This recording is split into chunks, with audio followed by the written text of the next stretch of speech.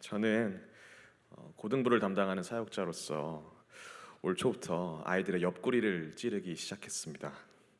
자, 그 내용이 무엇이냐면 저 좀 만나달라는 겁니다. 공부하기에 바쁜 아이들이라 안 만나줄 줄 알았는데 지속적으로 광고하며 선생님들도 반에서 많이 말씀해 주시고 해서 감사하게도 지금까지 적지 않은 아이들을 만났으며 앞으로도 만날 약속들을 기다리고 있습니다. 자, 오늘 이곳에 모인 우리 성도 여러분들, 우리 고등학생 친구들은 목회자를 만나면 무슨 얘기를 할까요? 대학과 학업, 진로를 말하긴 하지만 그것만 말하지 않습니다. 부모님과의 관계를 물어보는 친구들도 있고요. 신앙에 대해서 물어보는 친구도 있었습니다. 가장 최근에 들었던 신앙 고민은 이렇습니다. 하나님께 집중하다 보면 학업과 대학, 진로가 걱정되고 학업에만 몰두하다 보면 하나님과 멀어지는 것 같아요 라고 말하더라고요. 어떠십니까? 그런 질문을 했다는 것 자체도 참 기특하고 예뻤지만 그 친구의 입장에서 생각해 본다면 그 나이대에 믿음이 있는 학생으로 살 수 있는 가장 큰 고민은 아니겠습니까? 벌써부터 영적 전쟁을 경험하고 있는 것이죠. 자, 만일 그 친구가 자신의 삶에 찾아온 두려움과 고민을 하나님께 기도함으로, 하나님을 의지하여 버텨내므로 자신의 옆에 계신 하나님을 느끼며 하나님을 누릴 수 있다면 대학생이 돼서는 분명 그보다 더 큰 믿음의 지경을 볼 수 있지는 않겠습니까? 믿음의 근육이 붙음으로 신앙의 실력이 한층 더 성장하는 것은 물론 자신의 성취를 하나님이 주셨다고 누구보다도 빨리 고백하며 삶 가운데 더 큰 믿음의 결단을 할 수 있게 되지는 않겠느냐라는 것입니다. 자, 분명 그런 시간을 지난 사람과 지나보지 않은 사람은 말씀으로 삶을 해석함에 있어서 다르다라는 것을 오늘 이 예배로 나오신 분이라면 공감하시리라 믿습니다. 자, 잠시 다른 얘기를 하자면 지금 교육부서에서는 여름 사역 준비가 아주 활발하게 준비되어지고 있습니다. 우리 개포동의 다음 세대들이 삼위 하나님을 알고 느끼며 나와 함께 하심을 체험하고 누리는 귀한 시간이 될 수 있도록 많은 기도를 부탁드리겠습니다. 자, 그렇다면 장년분들은 어떠실까요? 영적 전쟁은 물론이거니와 삶 그 자체가 전쟁터는 아니시겠습니까? 자, 그렇기에 때로 나에게 찾아온 예기치 못한 상황들을 바라보시며 믿음이 흔들리고 불안할 때가 있는 것 같습니다. 두려움이 엄습하고 내색하시지는 않지만 정말 내가 감당할 수 있을까? 란 마음의 어려움이 찾아오시죠. 왜냐하면 우리 모두는요, 오늘이라는 시간을 처음 살아보기 때문입니다. 자, 이스라엘 백성들도 마찬가지였습니다. 상식적으로 생각했을 때는 가나안 땅 이방 민족들을 보고 우리가 정말 저들을 이길 수 있을까? 몰아낼 수 있을까라고 생각했습니다. 그런데 아무리 봐도 우리는 저들보다 더 나은 무기를 가지고 있지도 않으며 덩치도 작았습니다. 아무리 전쟁 시나리오를 머릿속으로 그려봐도 그들에게 목숨을 잃으며 나의 처자식들은 그들에게 사로잡혀 종노릇할 것만 같았습니다. 자, 그렇기에 그들은 돌아와서 어떤 보고를 했습니까? 그곳을 악평했습니다. 그리고 그 악평을 들은 이스라엘 백성들은요, 다음과 같이 반응했죠. 저희 민수기 14장 1절부터 4절까지 같이 읽어보시겠습니다. 읽습니다. 온 회중이 소리를 높여 부르짖으며 백성이 밤새도록 통곡하였더라. 이스라엘 자손이 다 모세와 아론을 원망하여 온 회중이 그들에게 이르되 우리가 애굽 땅에서 죽었거나 이 광야에서 죽었으면 좋았을 것을 어찌하여 여호와가 우리를 그 땅으로 인도하여 칼에 쓰러지게 하려 하는가? 우리 처자가 사로잡히리니 애굽으로 돌아가는 것이 낫지 아니하랴. 이에 서로 말하되 우리가 한 지휘관을 세우고 애굽으로 돌아가자 하매.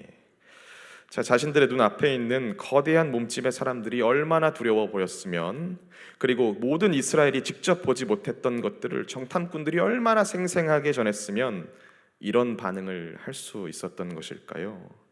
하지만 여호수아와 갈렙만 받고 나머지 이스라엘은 보지 못했던 것들이 있었습니다. 무엇이었습니까?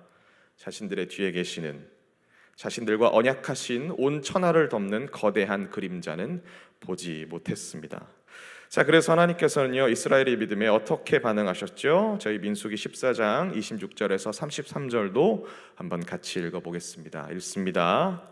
여호와께서 모세와 아론에게 말씀하여 이르시되 나를 원망하는 이 악한 회중에게 내가 어느 때까지 참으랴. 이스라엘 자손이 나를 향하여 원망하는 바 그 원망하는 말을 내가 들었노라. 그들에게 이르기를 여호와의 말씀에 내 삶을 두고 맹세하노라.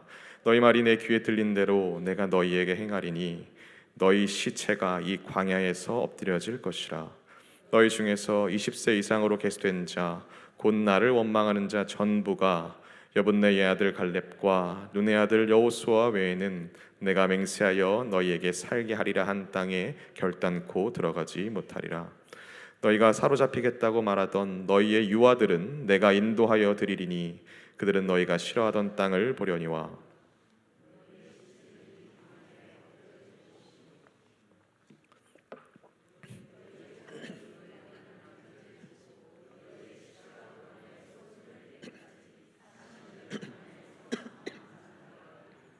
아멘. 죄송합니다. 물을 마시다 사례가 걸렸습니다. 자, 너무나도 무서운 말씀이지요. 다시는 바와 같이 이 말씀은요 이루어졌습니다.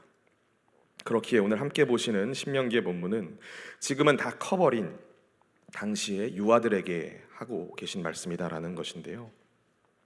자, 그럼 우리는 이 내용을 통해서 무엇을 알 수 있겠습니까? 첫 번째로요, 택함 받은 백성들이 하나님만을 사랑하며 하나님의 말씀을 신뢰하는 것은 하나님과 맺은 언약의 가장 기본적인 요구다라는 것입니다. 자, 한번 다시 말씀드립니다. 택함 받은 백성들이 하나님만을 사랑하며 하나님의 말씀을 신뢰하는 것은 하나님과 맺은 언약의 가장 기본적인 요구다라는 것입니다. 자, 그럼 이 개념은 신약 시대로 넘어와서 우리에게 무엇으로 전해지고 있습니까? 예수 그리스도를 통한 완전한 언약으로 성취되었으며 예수의 발자취를 따라가게 하셨습니다. 자, 그래서 예수께서는요 요한복음 14장 15절에 이렇게 말씀하시죠. 너희가 나를 사랑하면 나의 계명을 지키리라. 자, 그럼 이 계명은 우리의 어디에 새겨져 있습니까? 바로 우리의 마음에 새겨졌다라는 것입니다.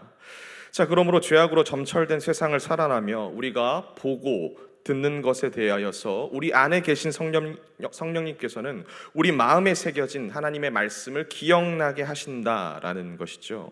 자, 그리고 그 말씀으로 하여금 부르심의 자리에서 하나님의 자녀답게 살 수 있게 해주시는 것 아니겠습니까?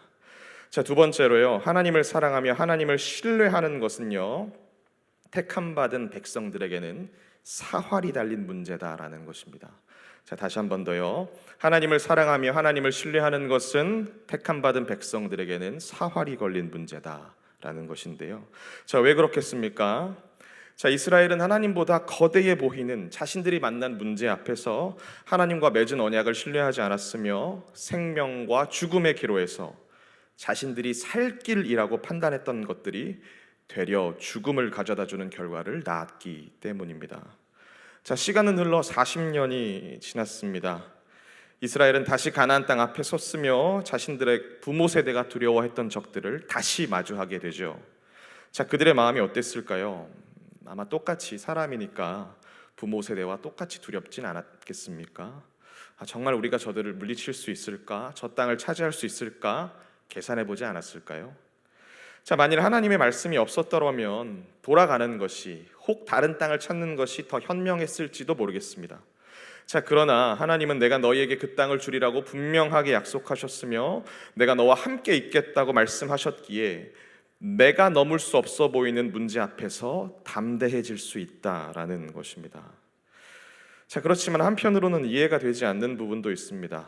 전능하신 하나님께서는 분명 주시겠다고 약속하셨으면 그냥 주시면 되지 왜 문제를 남겨놓으셨던 것일까요? 도대체 왜 그곳을 정복하라고 말씀하신 것이겠습니까?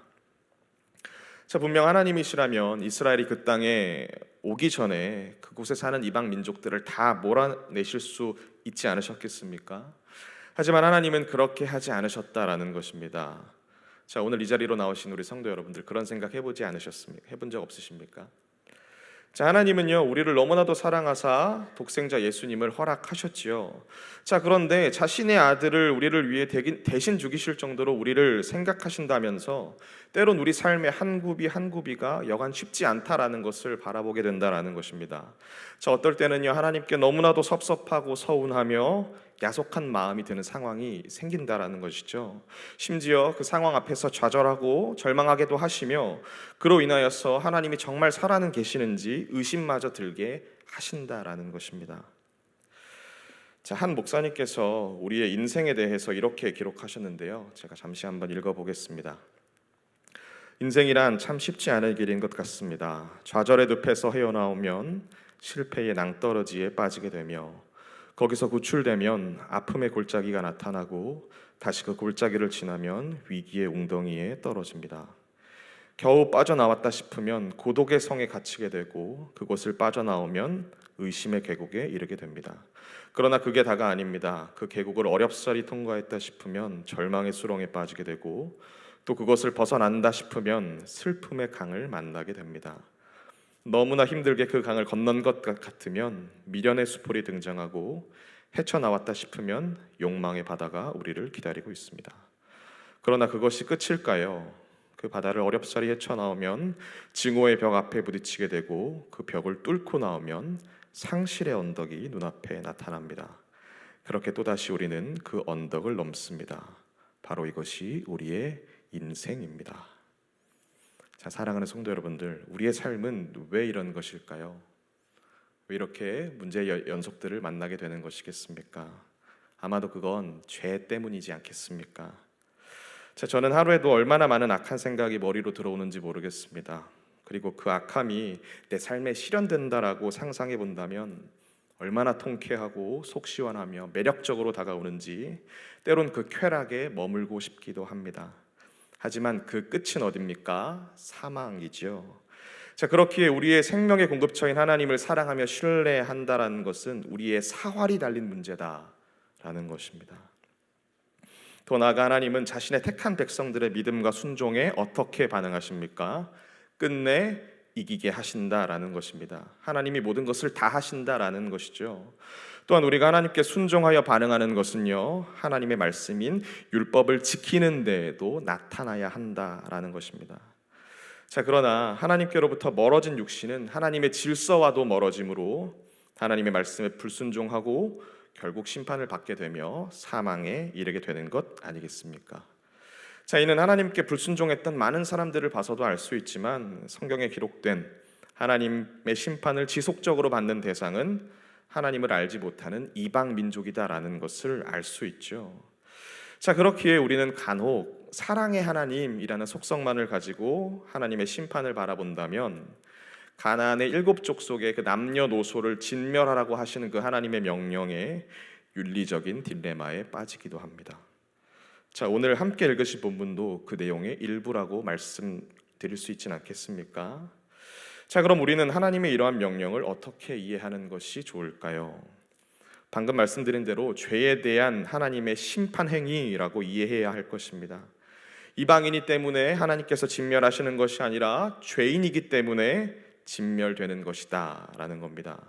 특히나 가나안 민족들의 이 종교적인 관행은요 하나님 앞에서 가증스러운 일들이 너무나도 많았습니다.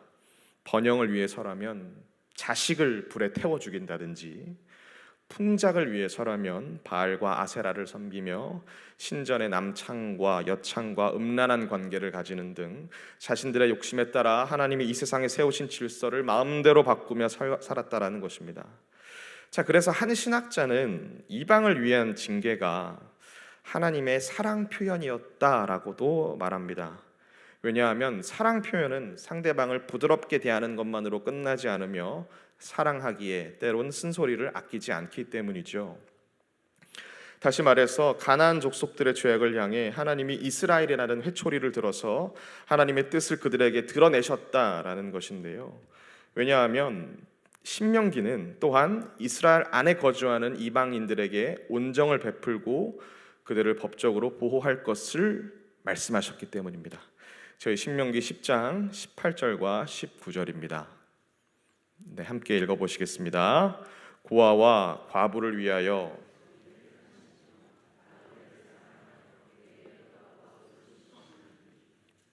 너희는 나그네를 사랑하라.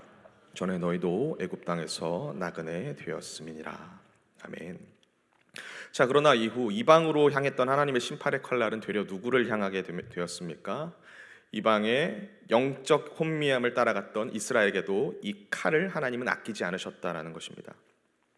더군다나 하나님의 속성에서 벗어난 그들에게는 사회적인 혼미함이 있었다라는 것을 우리는 성경을 통해서도 발견할 수 있는데요. 저희 하박국 1장 2절부터 4절 그리고 13절을 읽어보시겠습니다. 자, 앞을 보고 읽습니다. 여호와여, 내가 부르짖어도 주께서 듣지 아니하시니 어느 때까지 이리이까? 내가 강포로 말미암아 외쳐도 주께서 구원하지 아니하시나이다. 어찌하여 내게 죄악을 보게 하시며 패역을 눈으로 보게 하시나이까? 겁탈과 강포가 내 앞에 있고 변론과 분쟁이 일어났나이다. 이러므로 율법이 해이하고 정의가 전혀 시행되지 못하오니 이는 악인이 의인을 애워쌌으므로 정의가 굽게 행하여 짐이니이다. 13절입니다. 주께서는 눈이 정결하심으로 악을 참아보지 못하시며 패역을 참아보지 못하시거늘 어찌하여 거짓된 자들을 방관하시며 악인이 자기보다 의로운 사람을 삼키는 데에도 잠잠하시나이까? 아멘. 자, 하나님께서 떠난 이스라엘의 모습이 어떠했다라고 하박국은 말씀하십니까? 그들의 삶의 기준인 율법이 작동하지 않으므로 공정한 재판이 사라졌음을 말합니다. 부유하거나 권력을 잡은 사람들은 법을 조작했고 약자들은 보호받지 못했죠. 더 나아가 왕과 귀족들은 부정과 부패를 일삼았으며 약자들의 것을 빼앗았고 당시에 하나님의 일을 하던 제사장들과 예언자라고 말하는 사람들도 부정과 부패 앞에 눈을 감았다라는 것입니다. 자, 그렇기에 하나님 앞에 정직하게 살려는 사람조차도 고립되며 불이익을 얻는 상황이 나타났다라는 것인데요. 자, 어떠십니까? 이 정도라면 하나님께서 그들에게 회초리를 들고 그들을 깨우치시며 훈계하신다라기보다는 죄악으로 인하여서 더 이상 손쓸 수 없는 더러운 것들을 치워버리시고 정리하신다라는 표현이 더 적절하지 않겠습니까? 자, 그러므로 우리가 이를 통해 다시금 마음에 되새길 수 있는 것은 무엇이겠습니까? 하나님은요, 죄를 너무나도 싫어하신다라는 것입니다.